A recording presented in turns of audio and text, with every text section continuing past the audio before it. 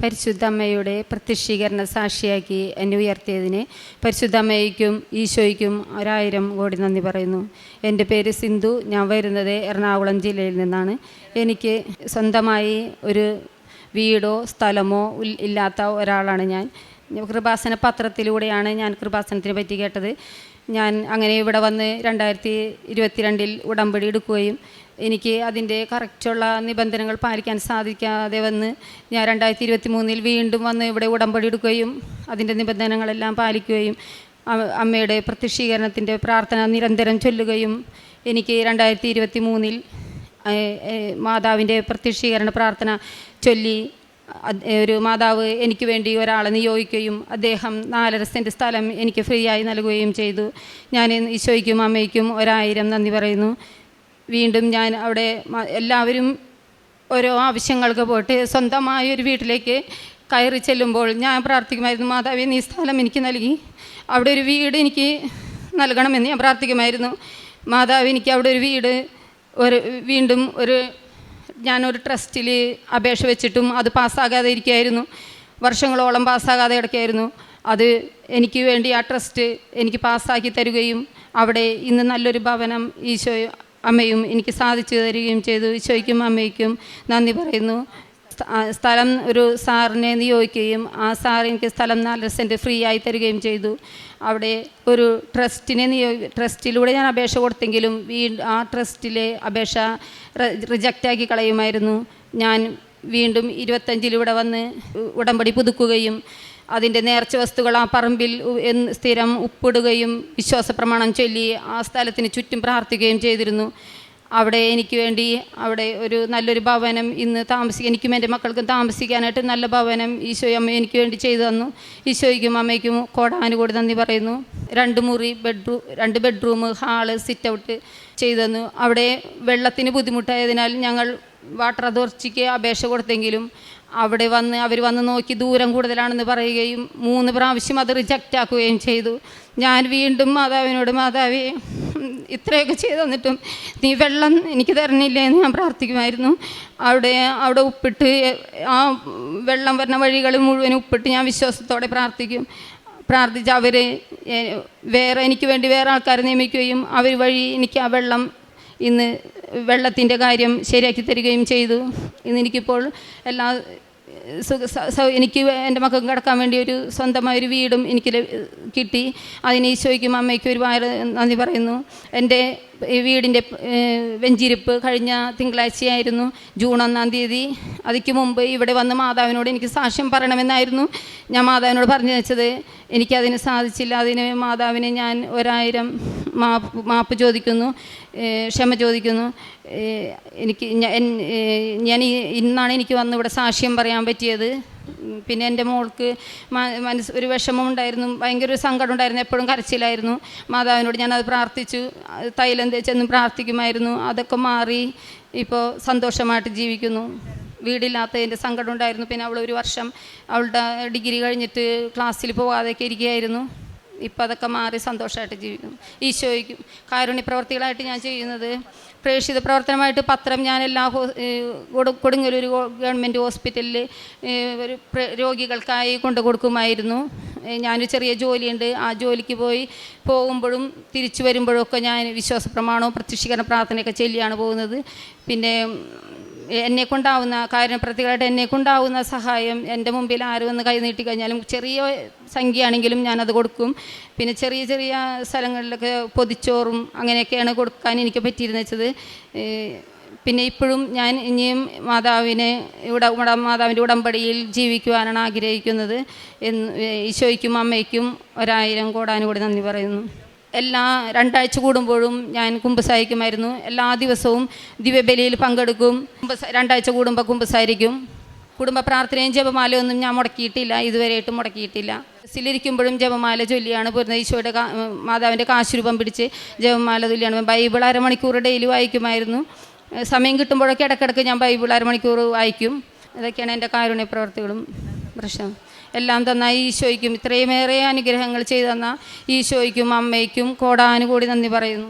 ഇനിയും മുന്നോട്ട് ഇതുപോലെ തന്നെ ഈ ഉടമ്പടിയിൽ ജീവിക്കുവാനാണ് എൻ്റെ ആഗ്രഹം. ആകയാൽ ദൈവഭക്തർ ആപത്തിൽ അവിടുത്തോട് പ്രാർത്ഥിക്കട്ടെ. കഷ്ടത കരകവിഞ്ഞൊഴുകിയാലും അതവരെ സമീപിക്കുകയില്ല. സങ്കീർത്തനം 32:6 കഷ്ടത കരകവിഞ്ഞൊഴുകിയാലും ഉടമ്പടി മക്കളുടെ ജീവിതത്തിൽ, നമ്മുടെ ജീവിതമാകുന്ന പടവിൻ്റെ സുരക്ഷിതമായ യാത്രയിൽ ഈ തോണിയുടെ നിയന്ത്രണം കർത്താവിൻ്റെ കരങ്ങളിലാണ്. നമ്മുടെ സംരക്ഷണം പരിശുദ്ധ അമ്മയുടെ കൂടെയാണ്, കൃപാസനം അമ്മയുടെ. ഉടമ്പടി മക്കൾ ഉടമ്പടി ജീവിതം നയിക്കുമ്പോൾ ജീവിതത്തിലെ കാറ്റിനെയും കോളിനെയും നിയന്ത്രിക്കാൻ കഴിവുള്ളവൻ നമ്മുടെ ജീവിതമാകുന്ന പടവിനരികിൽ ജീവിതത്തിൽ ചീറി വരുന്ന വൻ തിരമാലകളെ ഭയക്കാതെ ധൈര്യത്തോടെ മുന്നോട്ട് പോകുവാനുള്ള ഒരു കൃപയാണ് നമുക്ക് കാണുവാൻ സാധിക്കുന്നതും അനുഭവിക്കാൻ സാധിക്കുന്നതും. ഉടമ്പടി മക്കളുടെ ഓരോ സാക്ഷ്യങ്ങളും നമുക്ക് മനസ്സിലാകുന്നതും അതുതന്നെയാണ്. കഷ്ടത കരകവിഞ്ഞൊഴുകിയാലും നമ്മെ സമീപിക്കുകയില്ല. ദൈവത്തിൻ്റെ സംരക്ഷണം നമ്മുടെ കൂടെയുണ്ട്.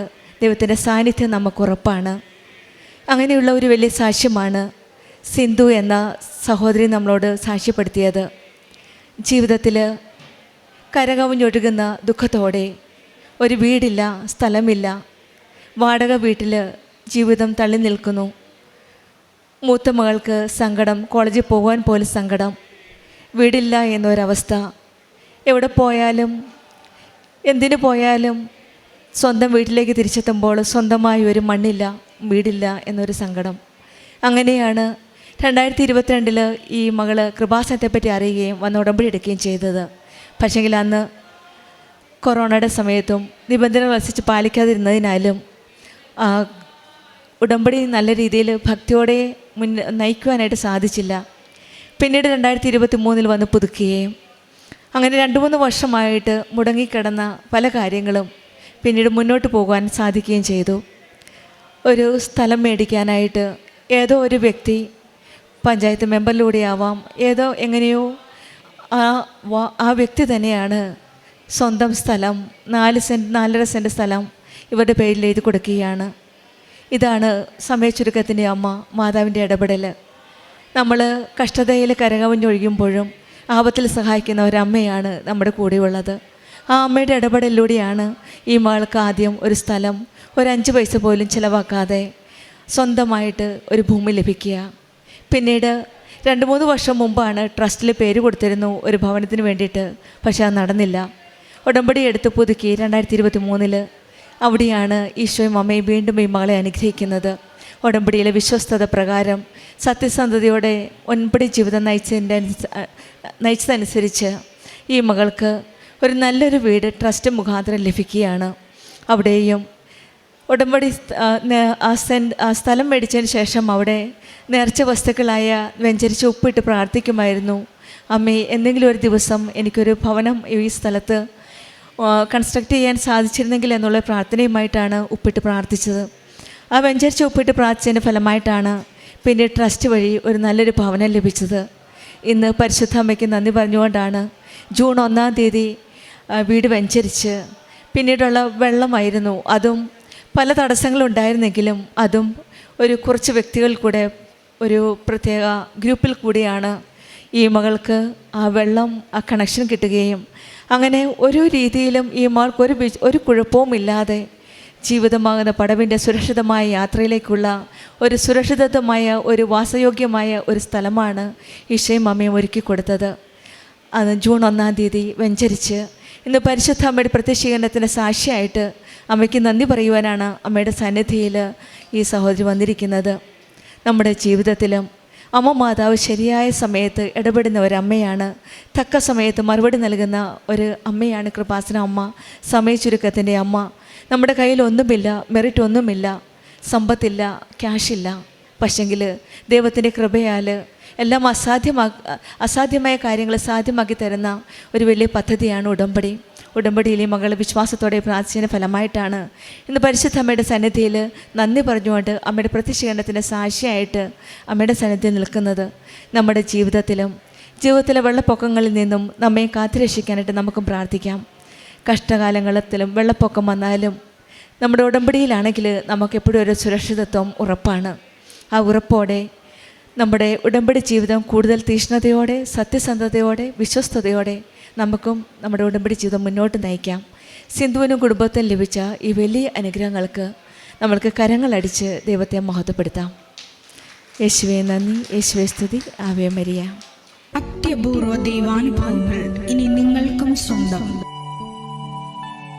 ഈ യൂട്യൂബ് ചാനൽ ഇതുവരെ സബ്സ്ക്രൈബ് ചെയ്തിട്ടില്ലെങ്കിൽ ഇപ്പോൾ തന്നെ സബ്സ്ക്രൈബ് ചെയ്യുക.